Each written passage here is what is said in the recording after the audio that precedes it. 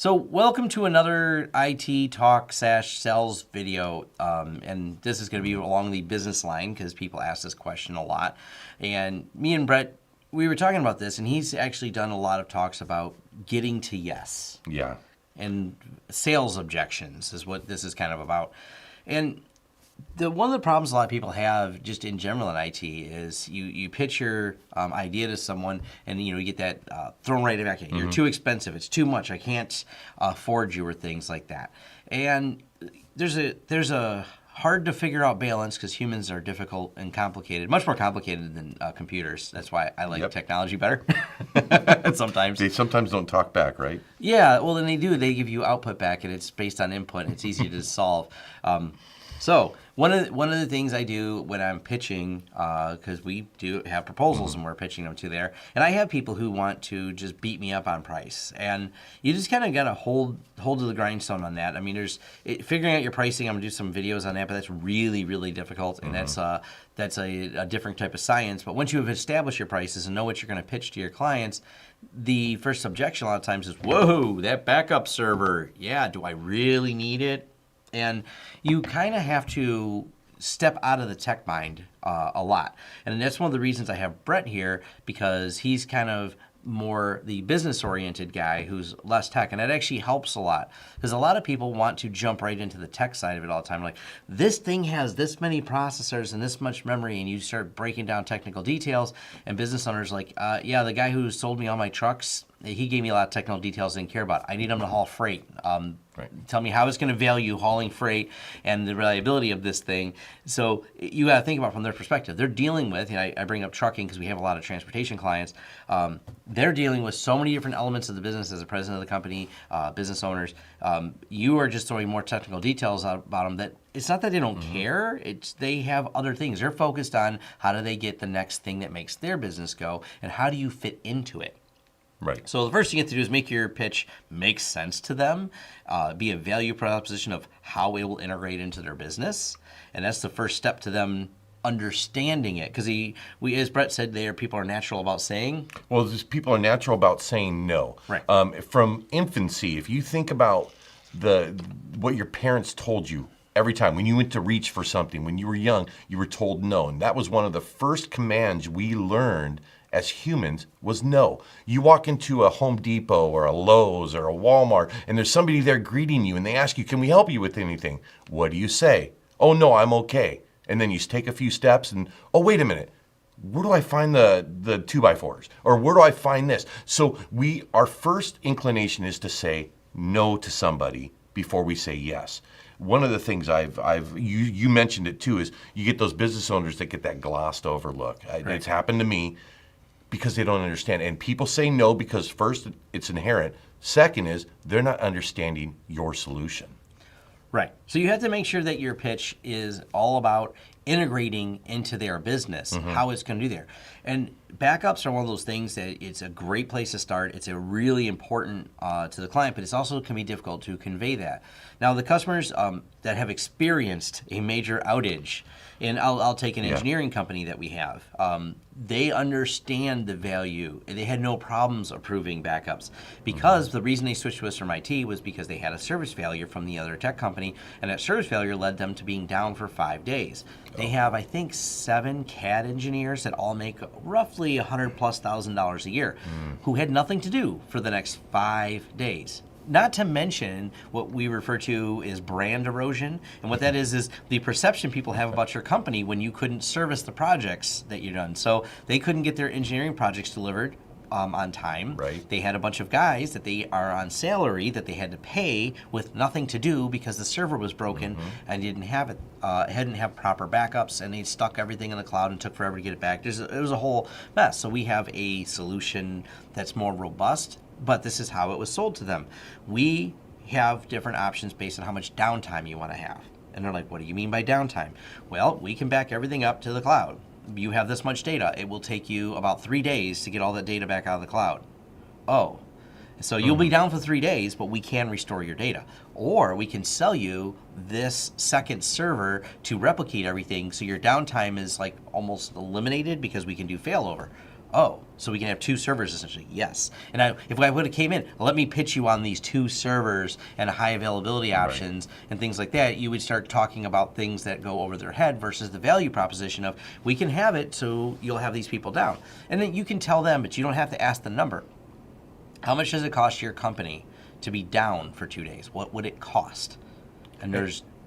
Well, you're the main point you're saying is you've got to sell to the pain of your customer. And there's a pain there. If they're 5 days being down, that's a lot of money. This company had everything set up wrong. It took them forever to get all the data back, and they still didn't get it all back. That's a whole nother one of those crazy, messy stories. And some of our best clients are ones like that. So, we have clients that really didn't take cybersecurity seriously.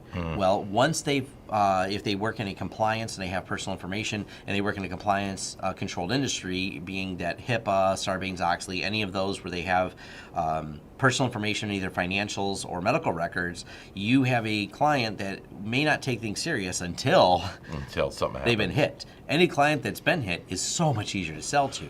And it's hard to sell to that pain because they just don't understand it and they think you're just trying to, scare and shock them.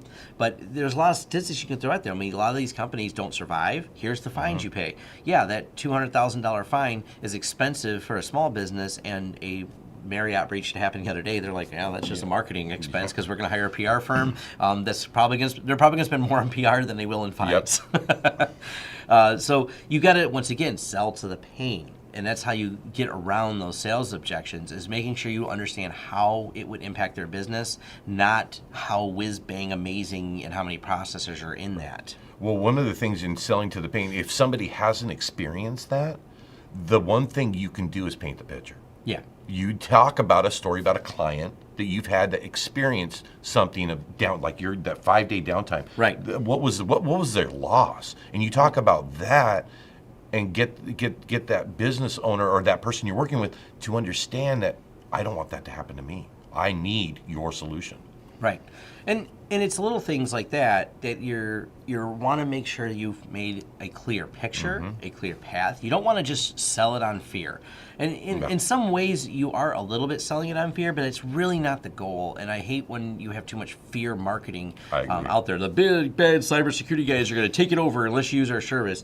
You got to kind of talk about the risks in our industries, the targets that they are, and some of the reality, besides we've seen these large companies hack, but more often than not, these large companies have done a good job on security. At least a handful of them are. As much as we do hear about it, there was a lot we're not hearing about when you look at the size of the market. And small businesses are easy pickings for cybersecurity targets because they generally don't have. They've spent the minimum on any type of security, any type of monitoring. So they're just kind of swinging in a breeze because they had their friend who set up their IT for them and stuff like that. And when I say don't, you have to project the pain to them and paint the picture and ask them the numbers. I always start with, think about how much it costs you. You don't have to tell me the amount. I add that in there because sometimes they think I'm trying to get personal financial information. Like, no. I don't want to know how much your company makes. But you need to think about, as a business owner, what does downtime cost you? What if this server goes down and it's down for several days? How much does that cost you? And that's when you have to really work through it with them. And it's not hard to do. You got to look at it in a perspective. I'll also tell you it's handy to understand their markets and be able to make comparative analogies. That's a great thing. Yeah. Transportation, they know a lot about the trucks. So if you make the comparison of why did you go with Freightliner trucks or why did you go with that, and it doesn't take much reading to understand what that business is, or you look at the CAD designers, hey, look, I looked up the tools some of the CAD people use. Oh, did you? Yeah. And you can just talk to them about it. Like, I know you went and bought this device, or you went with this CAD software because it's quality software, or you went with these high-end printers because this plotter does better. Right. Whatever those are, you can kind of make those comparative analogies so you understand their industry. You also develop some rapport because the technology side, they know technology, like they need to use us. They don't know. They're surprised when you have such and such printer. Oh, I just Googled it. Yeah, I'm not being not genuine, but you understand their industry a little better, and you can then understand their perspective on things. Also, if they are really cheap and they have crap everywhere and they're a mess, they're probably also a client that's just going to be a problem and just walk away. Yeah, but you've cleaned up messes before. I've cleaned up messes before. There's something you can just tell about a client. We've seen clients with just scattered papers everywhere and garbage. Or there are also clients who probably are just looking for the cheapest. Sometimes there's telltale signs when no is fine. No is probably the answer you want. Yeah, no. Yeah, absolutely. So that was it. This is a short video on this topic because people ask me about how to deal with sales objections. Your sales objections, a lot of times, like I said, they come from you being overly technical and less selling to the pain that you're going to solve and understanding their business. So take the time to understand their business as your takeaway. Sell to the pain. Don't get overly technical, because I know some of my staff, and this is why I do sales, some of the techies that I employ, they really want to talk about processors. They really want to talk about, you wouldn't believe what the CPU mark score is on this, and it's really... Brett's going, no. That's not what exciting that business. The bottom line is what's exciting that business owner, and if you can get to that and in a simplistic form, keep it simple, stupid. The KISS method. Yeah, KISS method. It actually works. It's, know, it's 2018. You still got to keep some simplicity, and when you do these sales. All right, thanks. Thanks for watching. If you like this video, go ahead and click the thumbs up. Leave us some feedback below to let us know any details, what you like and didn't like as well, because we love hearing the feedback. Or if you just want to say thanks, leave a comment. If you want to be notified of new videos as they come out, go ahead and hit the subscribe and the bell icon. That lets YouTube know that you're interested in notifications. Hopefully they send them, as we've learned with YouTube. Anyways, if you want to contract us for consulting services, you go ahead and hit lawrencesystems.com, and you can reach out to us for all the projects that we can do and help you. We work with a lot of small businesses, IT companies, even some large companies, and you can farm different work out to us or just hire us as a consultant to help design your network. Also, if you want to help the channel in other ways, we have a Patreon. We have affiliate links. You'll find them in the description. You'll also find recommendations to other affiliate links and things you can sign up for on lawrencesystems.com. Once again, thanks for watching, and I'll see you in the next video.